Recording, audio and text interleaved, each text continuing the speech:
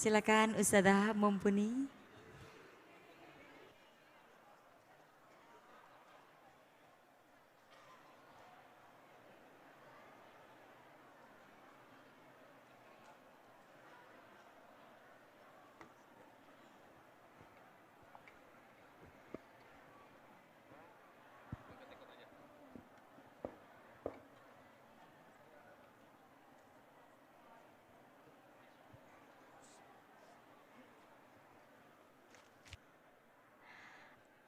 Assalamualaikum warahmatullahi wabarakatuh.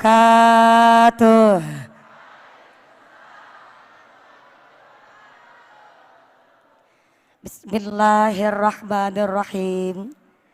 Alhamdulillah, alhamdulillahi haqqa hamdi, wassalatu wassalamu ala khairi khalqi Sayyidina wa maulana Muhammadin wa ala alihi wa ashabihil mujahidin at-tahirin, amma ba'd. Hadaratal mukhtaramin wal mukarramin, para alim, para ulama, para romo kiai, para masyayikh, para ibu nyai yang kami cadong barokah ilmu dan barokah doanya. Wabil akhos kepada Bapak Menteri Agama Republik Indonesia Romo Kiai Haji Yakut Khalil beserta Ibu yang kami hormati dan yang kami muliakan. Aduhai senangnya diundang Menteri Agama, kumpul para kiai dan juga santri bersama. Putra kiai masyhur, itulah Menteri Agama. Kami titip pesan, jangan cari istri kedua. Menteri BUMN Bapak Erick Thohir, ngurusin negara beliau ahli dan mahir. Bapak Erick Thohir, tolong pakai sarungnya. Kemarin ikut diklat, mana jaket bansernya.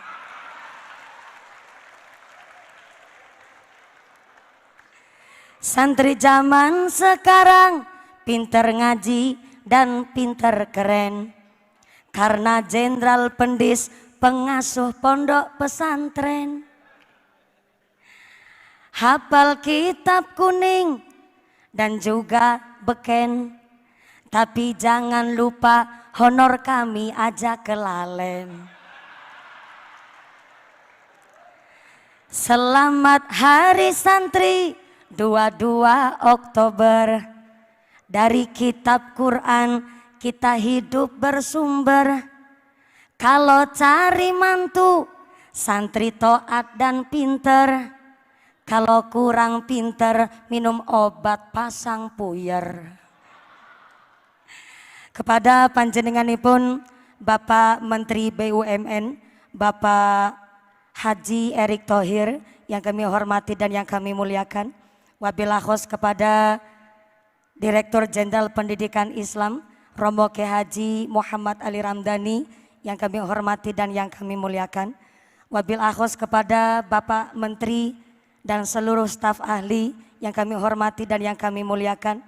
Wabil akhos kepada role model saya Romo Kiai Haji Anwar Zahid yang kami cadong barokah ilmunya, yang kami cadong barokah doanya. Wabil akhos kepada seluruh para tamu undangan, Bapak Ibu dan rekan-rekan santriwan santriwati yang mudah-mudahan hasil maqasidana dipari ilmu yang manfaat yang barokah, dijabah segala cita-citanya.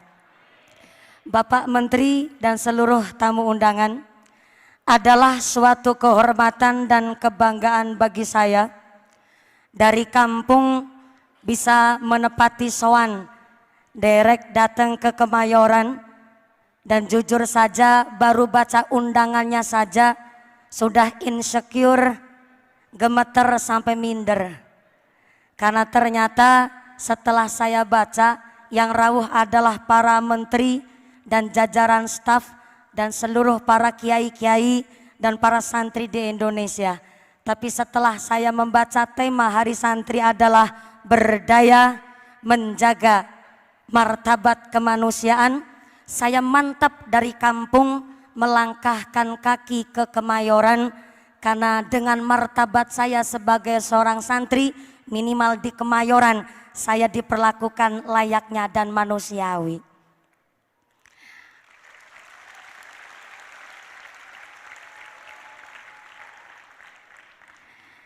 Jikalau martabat seorang manusia dihargai, menurut kami para santri bahwa ternyata yang namanya harganya diri terletak pada adabnya, harganya jidat pada ilmunya, harganya bibir karena ada zikirnya, harganya hati karena ada imannya.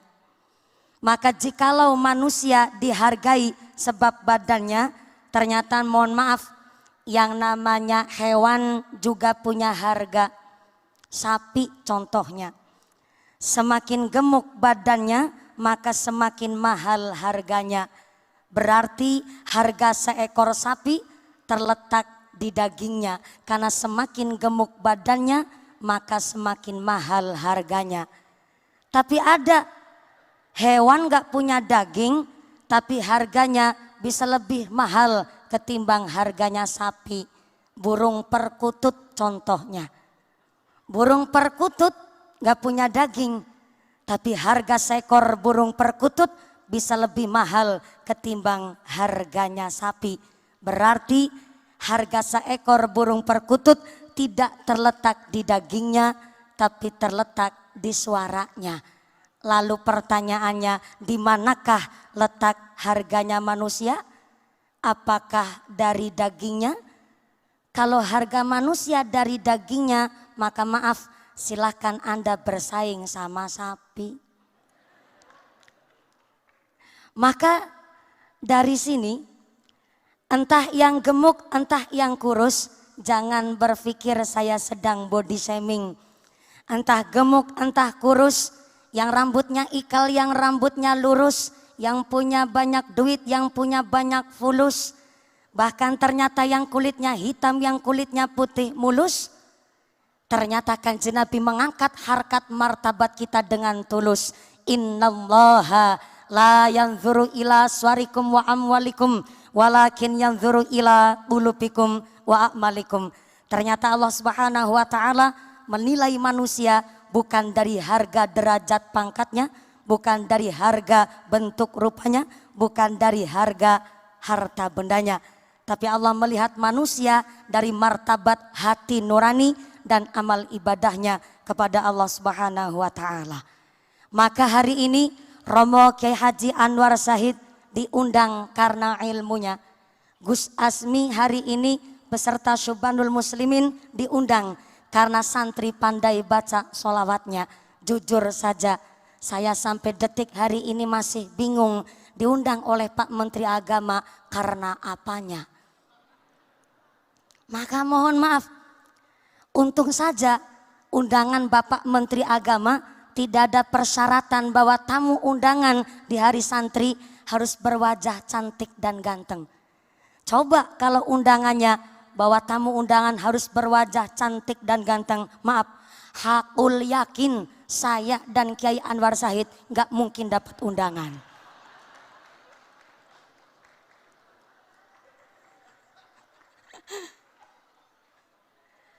Maaf Kiai.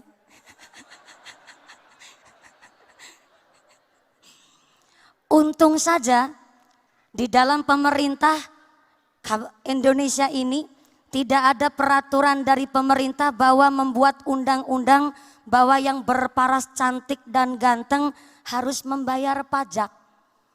Kalau yang cantik dan ganteng harus bayar pajak, Gus Asmi bayar pajak, hakul yakin saya dan Kiai Anwar Syahid bebas bayar pajak.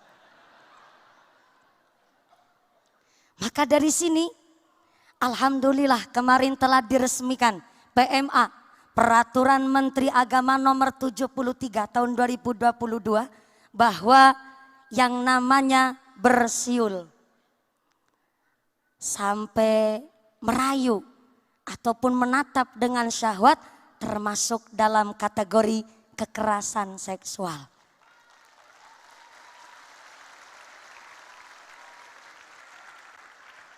Dengan peraturan Menteri Agama nomor 73 tahun 2022, kami khususnya para perempuan di Indonesia sangat betul-betul merasa dilindungi baik secara psikis untuk berkontribusi di dalam Indonesia, untuk berinteraksi di dalam ruang publik.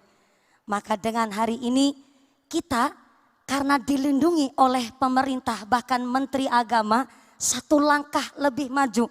Berpikir bahwa betul-betul mengangkat harkat martabat seorang manusia dengan cara menjaga mental psikisnya, berarti dikembalikan kembali kepada setiap manusianya. Kalau pemerintah saja sangat memperhatikan martabat manusia, berarti kembali lagi ke perempuannya, betul-betul harus menjaga marwahnya untuk tidak mancing-mancing birahi yang ada. Mohon maaf, kalau memang perempuan ingin dihormati, berarti dari segi berpakaian pun harus dengan secara sopan. Mohon maaf, kalau sampai seorang perempuan cara berpakaiannya saja kurangan bahan, maka kalah sama buah-buah di pasar. Sekarang buah di pasar Mbak, pada pakai baju semua. Buah apel pakai baju, buah pir pakai baju, buah jeruk pakai baju, buah anggur pakai baju. Sampai di kampung saya Cilacap, nangka bergelantungan aja pakai jaket.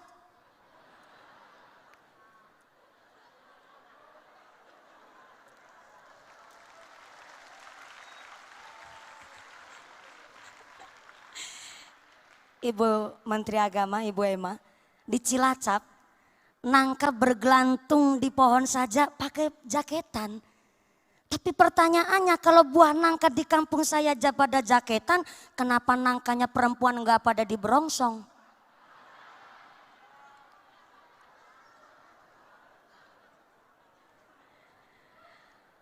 Maka hari ini kita sebagai seorang santri harusnya bangga. Karena kita di pondok pesantren, Masya Allah, betul-betul menjaga marwah seorang perempuan. Bagaimana santri putra harus betul-betul dipisah dengan santri putri. Inilah kenapa namanya santri di pondok pesantren dipundasari dengan ilmu yang manfaat, ilmu yang barokah. Karena harus punya pondasi yang kuat dan harus punya dasar. Supaya apa? Tidak tergerus oleh degradasi moral. Karena maaf, kalau santri nggak punya dasar, santri nggak punya pondasi, maka jadinya santri toge. Mbak,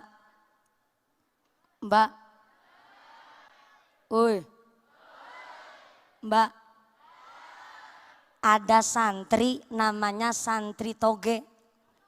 Apa sih namanya toge? Sifatnya toge, nggak tahu duduk perkaranya, nggak ngerti kentang kimpulnya, asal ngikut baik. Ada bakso, toge ngikut. Ada bakwan, toge ngikut. Ada soto, toge ngikut. Sampai-sampai ada tahu isi alias berontak ngikut baik. Yang namanya toge. Anjay. Dan ternyata yang namanya toge nggak tahu duduk perkaranya asal ngikut baik. Itu yang namanya toge. Namanya santri harus punya dasar. Santri harus punya pondasi. Maka ngendikanipun Sultanul Aulia Syekhona Abdul Qadir Al-Jailani mengatakan di dalam kitab manakibnya, geniku kitab Nurul Burhaniyah, bahwa namanya santri irsyadun nas. Santri adalah pemimpin di hari depan. Maka karena santri akan memimpin di hari depan, maka santri harus punya 3 ilmu landasan. Yang pertama, kata Syekh Abdul Qadir Al-Jailani, santri harus punya ilmul ulama, yaitu ilmunya para ulama. Apa saja? nahwu sorof, tasawuf, fikih, tafsir, dan lain sebagainya. Yang kedua, yang namanya santri harus punya ilmu siyasatul mulki. Saya ulang, siyasatul mulki. Harus punya ilmu siasah, harus tahu dasar pondasi negara, harus tahu ilmu berpolitik, harus balance antara ilmu ulama dan harus tahu ilmu pendasaran yang namanya suatu negara. Karena ketika seorang santri hanya tahu ilmu fikih, tapi tidak mau belajar dan tidak mau melek dengan intelektual, tidak melek teknologi, tidak mau melek dan tidak mau up to date dengan apa yang terjadi di negara, maka bersiaplah akan jadi boneka permainan orang-orang yang hanya ikut politiknya kotor. Dan sebaliknya, kalau hanya seorang santri taunya ilmu politik tanpa didasari ilmu fikih, maka bersiaplah akan memunculkan gerandong-gerandong di masa depan. Apa itu gerandong-gerandong di masa depan? Seorang berpolitik tanpa tahu dasar hukumnya, maka apa baik doyan. Maaf, di Inggris ternyata sedang terjadi krisis ekonomi. Sampai para siswa di Inggris penghapus saja dimakan, kertas dimakan karena saking krisisnya. Di Indonesia tidak ada krisis moneter, tapi ternyata ada orang yang berpolitik tapi tidak tahu dasar hukumnya, maka ternyata terciptalah gerandong-gerandong, aspal diuntal, semen diuntut, sampai-sampai wesi dileg, sampai serandal bedoyan.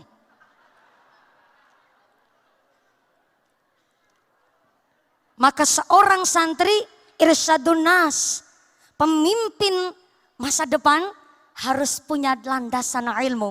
Yang pertama ilmu ulama, ilmu fikih, tasawuf, tafsir, hadis dan lain sebagainya. Yang kedua harus punya siyasatul mulki, yaitu harus punya ilmu siasah, melek intelektual, melek teknologi. Dan supaya balance, supaya seimbang, maka seorang santri betul-betul harus punya hikmatul hukama, harus punya ilmu hikmah. Namanya santri biasa puasa dalail, biasa puasa nyerowot, biasa puasa Senin Kemis, jam 2:30 pagi sudah dibangunin sholat tahajud untuk qiyamul lail. Inilah hikmahnya seorang santri untuk menjadi seorang menteri. Cita-cita kepingin jadi seorang kiai, jadi apapun yang sukses, maka harus punya landasan pondasi. Supaya apa? Tidak hanya sebagai santri toge, tapi mampu menjadi santri irsyadun nas, pemimpin di hari depan. Kalau nggak percaya, silahkan tanya sama Romo Kiai Haji Anwar Zahid. Beliau dari tadi merem bukan karena ngantuk, tapi lagi ngebatin. Santri ceramah kelamaan, kul wailek suwen. Maka monggo Romo Kiai, beliau adalah role model saya, Ibu Menteri Agama. Dan beliau betul-betul menjadi salah satu idol kita di Indonesia. Karena beliau menjadi kiai yang begitu kondang dan masyhur, tentu berangkat juga dari seorang santri. Tepuk tangan dulu kangge Romo Kiai Haji kita. Dan sepertinya termasuk sesuai dengan batinnya Romo Kiai Haji Anwar Zahid, kulu hailik jangan kesuwen. Karena justru saya juga sangat mengharapkan dawuh-dawuh beliau. Dan terima kasih kepada Bapak Menteri Agama telah memfasilitasi saya ikut derek sowan wonten ing Hari Santri menika. Terima kasih Bapak Erick Thohir, Bapak Wakil Menteri Agama dan seluruh para staf. Oh, hari ini juga kerawan Bapak Menteri Sandiaga Uno. Terima kasih. Segerawuh, alhamdulillah. Dan Bapak Azwar Anas, Menteri ARB.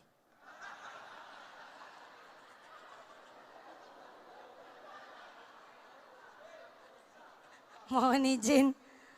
Ya, siap-siap. Sepertinya nanti harus sambutan terlebih dahulu agar saya juga kenal, mungkin santri juga belum termasuk rati kenal, pangapunten. Hari ini juga beliau sesuai dengan temanya, seorang santri juga Pak Menteri juga alhamdulillah, Pak Sandiaga Uno pakai sarung. Alhamdulillah.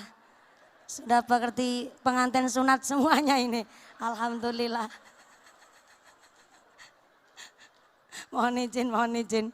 Semoga dan alhamdulillah, terima kasih atas segala perhatian dan mohon maaf atas segala kekurangan.